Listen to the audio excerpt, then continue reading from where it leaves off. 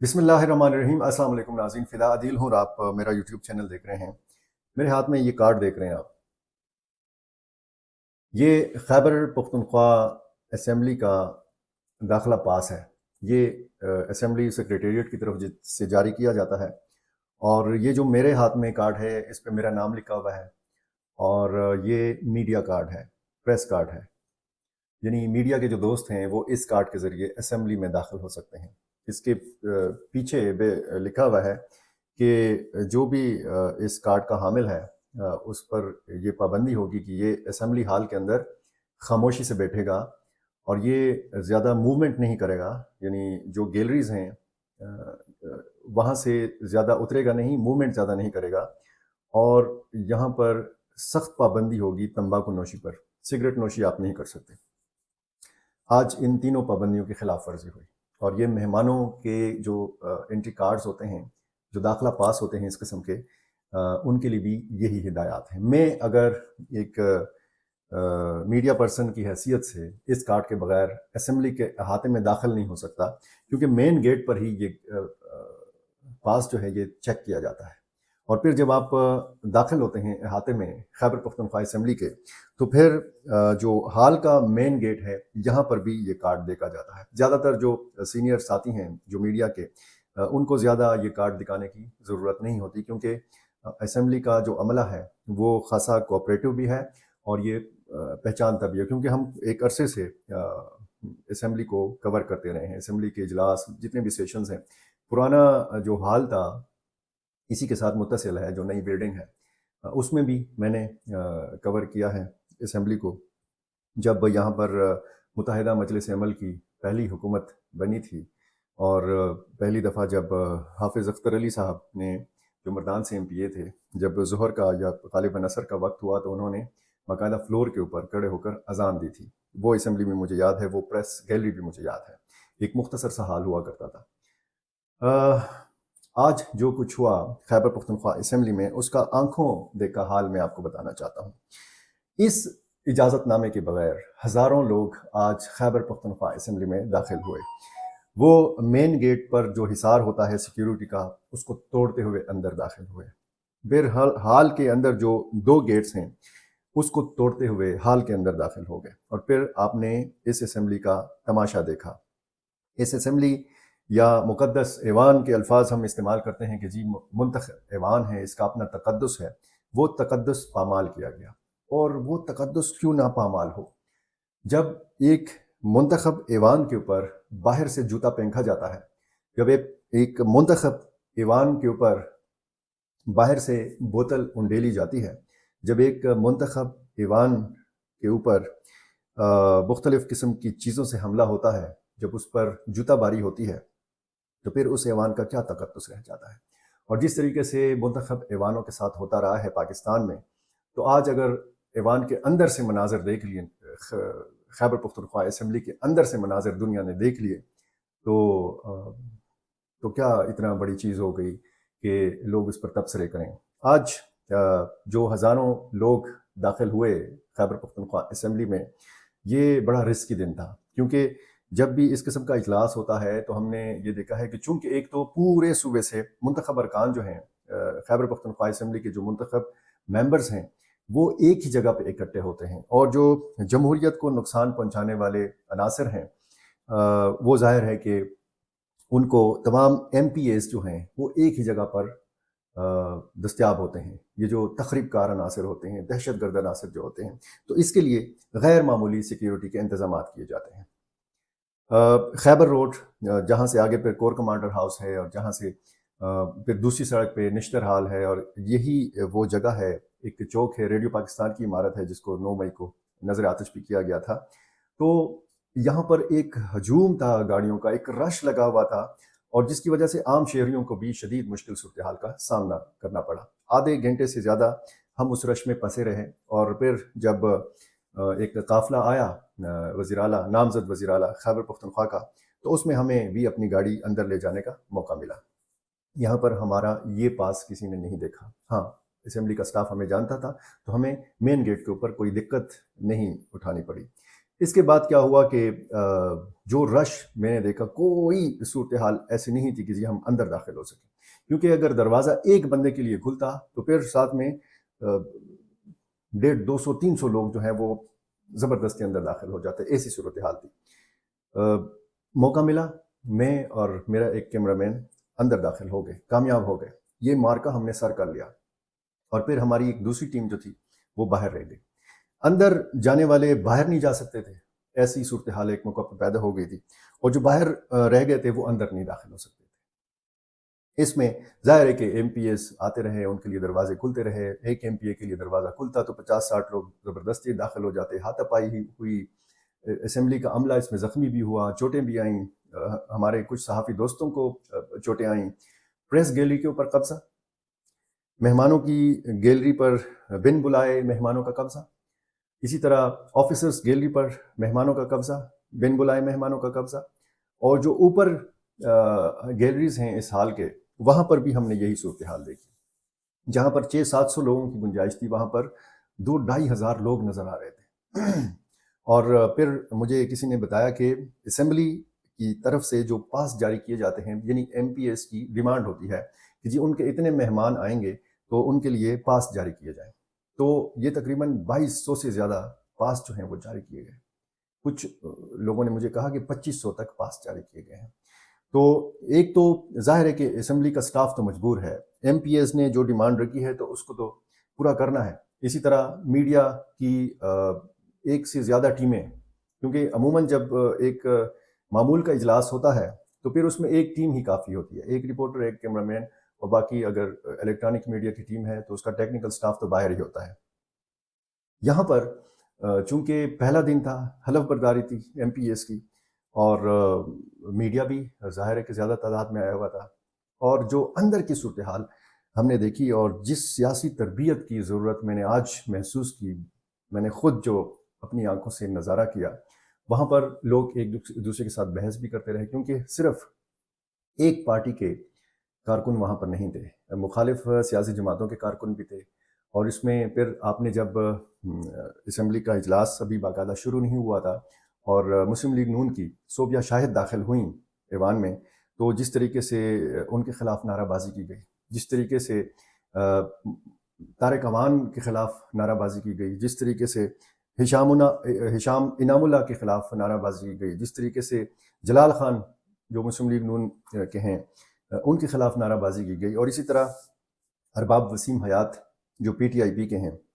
جو لوگ پہچانے گئے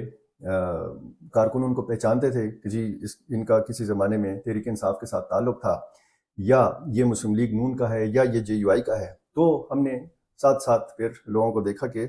وہ باقاعدہ نعرہ بازی کرتے رہے۔ چھوٹے بچوں کو میں نے دیکھا کہ وہ کس انداز میں نعرہ بازی کرتے رہے، اور ان کے بڑے ان کی حوصلہ افزائی کرتے رہے، ان کو روکتے نہیں رہے۔ اور اسی طرح عمران خان کی تصویریں بھی لوگوں نے اٹھائی ہوئی تھیں، ظاہر ہے کہ اپنے لیڈر کے ساتھ ان کی محبت کا اظہار تھا۔ کچھ لوگوں نے پھر مجھے کہا، کچھ صحافی دوستوں نے بھی کہا کہ یہ ان کے لیے بہت زیادہ خوشی کا دن ہے، جو جبر انہوں نے سہا ہے، جو سختیاں انہوں نے برداشت کی ہیں، جس طریقے سے یہ پس منظر میں تھے، اور جس طریقے سے ان کے ساتھ ہوا، تو آج ان کو موقع ملا ہے اپنی بھڑاس نکالنے کا، آج ان کو موقع ملا ہے اس موقع کو سیلیبریٹ کرنے کا، آج ان کو موقع ملا ہے کہ وہ بتائیں کہ جی وہ ایک حقیقت ہیں۔ اور ظاہر ہے پی ٹی آئی کا ورکر یا پی ٹی آئی کا ووٹر جو ہے وہ ایک ایسی حقیقت ہے کہ جس سے انکار ممکن نہیں ہے، لیکن سیاسی تربیت کی بہت زیادہ ضرورت ہے۔ ایک اسمبلی اور ایک جلسہ گاہ میں جو فرق ہوتا ہے وہ فرق میں نے نہیں دیکھا۔ آج مجھے لگا کہ وہ جو ایک مچھلی منڈی یا مچھلی بازار کے الفاظ ہم منتخب ایوانوں کے لیے استعمال کرتے رہے ہیں، آج حقیقی معنوں میں وہ لگ رہا تھا کہ یہ الفاظ بہت ہلکے الفاظ ہیں، بہت معمولی الفاظ، بے ضرر قسم کے الفاظ ہیں۔ تو اس کے بعد جس طریقے سے میں نے دیکھا بوتلیں پھینکنا، جوتے پھینکنا، مختلف چیزوں سے حملہ کرنا، اور پھر صوبیہ شاہد کا جو ہے گھڑی اچھال کر وہاں پر ایک مظاہرہ کرنا، ظاہر ہے کہ وہ بھی انہوں نے بھی رد عمل میں کچھ بتانا تھا، تو انہوں نے بھی میڈیا میں آپ نے دیکھا ہوگا، نیشنل انٹرنیشنل میڈیا پہ، کہ اسی چیز کی گونج ہے۔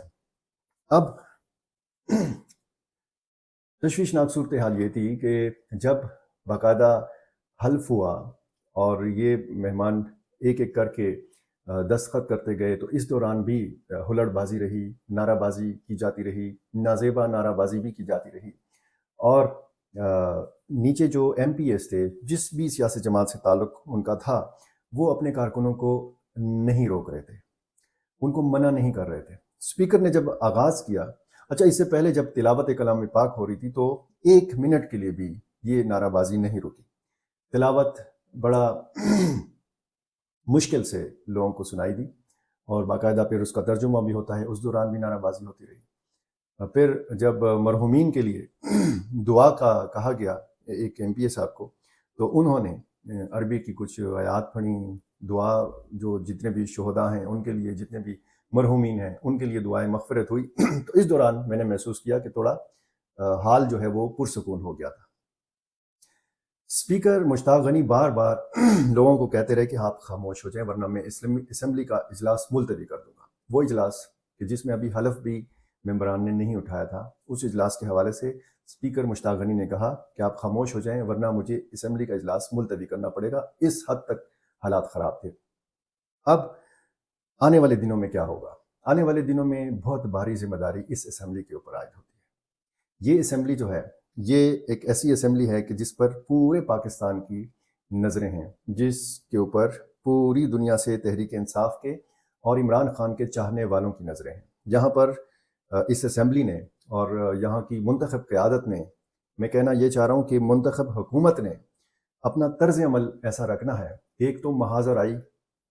اور لڑائی جھگڑا جس طریقے سے پہلے ہی دن ہم نے مناظر دیکھے، وہ نہیں ہونا چاہیے۔ یہ صوبہ غریب صوبہ ہے، وسائل سے مالا مال لیکن بے دردی سے لوٹا گیا صوبہ ہے۔ اس صوبے کے حقوق ہیں،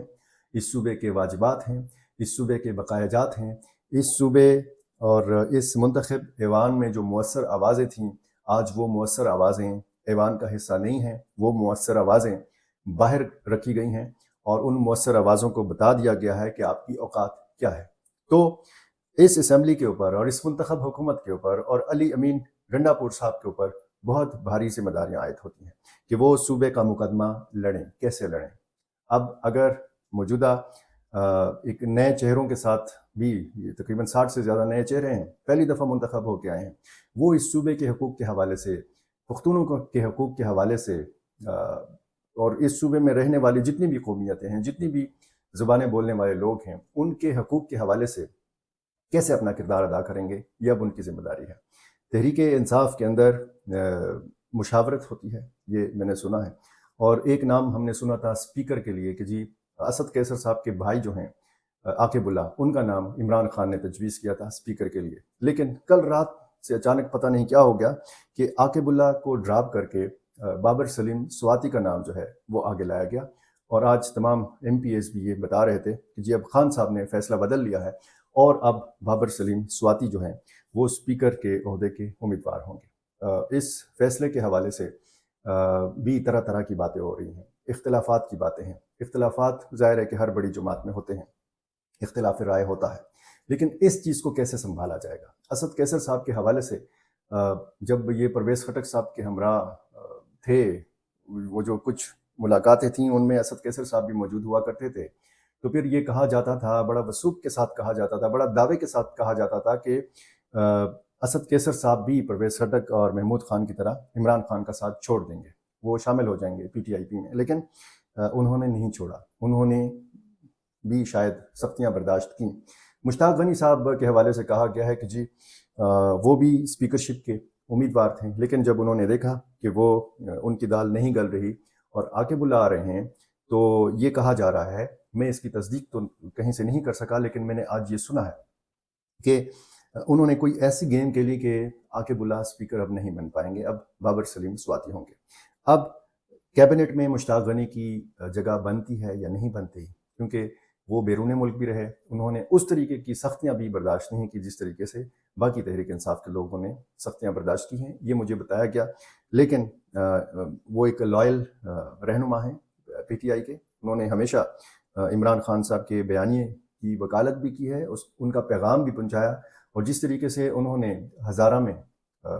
پارٹی کو فعال بنانے میں اپنا کردار ادا کیا، جس طریقے سے انہوں نے اسپیکر کے طور پر اپنا کردار ادا کیا، اور پھر اسپیکر ہوتے ہوئے اپنی پارٹی کے لیے کردار ادا کیا تو وہ تو ظاہر ہے کہ کسی سے پوشیدہ نہیں ہے، لیکن یہ جو فیصلہ بدلا ہے راتوں رات، تو اس کے اثرات بھی ہوں گے، اس کے آفٹر شاکس بھی ہوں گے، اور کب ہوں گے، کب آنا ظاہر ہونا شروع ہوں گے یہ آنے والے دنوں میں پتہ چلے گا۔ اور اب امید ہے، حلف اٹھا لیا ہے اسپیکر، ڈپٹی اسپیکر، یہ انتخاب بھی ہو جائے گا، وزیر اعلیٰ کا انتخاب بھی ہو جائے گا، ڈاکٹر عباد اللہ اپوزیشن لیڈر بن جائیں گے، مقابلہ بھی ہوگا، یک طرفہ مقابلہ ہوگا، کیونکہ اپوزیشن بڑی کمزور سی ہے، اور حکمران جو بینچز ہیں وہ بڑے تگڑے بینچز ہیں، اور اپوزیشن لیڈر اگر مسلم لیگ نون سے ہے تو ظاہر ہے کہ مسلم لیگ نون کی مرکز میں حکومت ہوگی، تو یہاں پر ایک اپوزیشن کو ہوگا، لیکن اپوزیشن منقسم ہے، کیونکہ جے یو آئی نے صاف طور پر کہہ دیا ہے کہ وہ کسی متحدہ اپوزیشن کا حصہ نہیں ہے۔ وزیر اعلیٰ کے انتخاب میں، اسپیکر کے انتخاب میں اور ڈپٹی اسپیکر کے انتخاب میں مولانا فضل الرحمان کی جو جماعت ہے جمعیت علماء اسلام، وہ کوئی حصہ نہیں لے گی، لا تعلق رہے گی۔ تو ظاہر ہے کہ جمعیت علماء اسلام کا اپنا ایک نقطۂ نظر ہے، اپنی ایک پالیسی ہے، اپنی ایک حکمت عملی ہے۔ آنے والے دنوں میں پتہ چلے گا کہ خیبر پختونخوا سے کیا مناظر جو ہیں وہ سامنے آتے ہیں۔ بہت شکریہ۔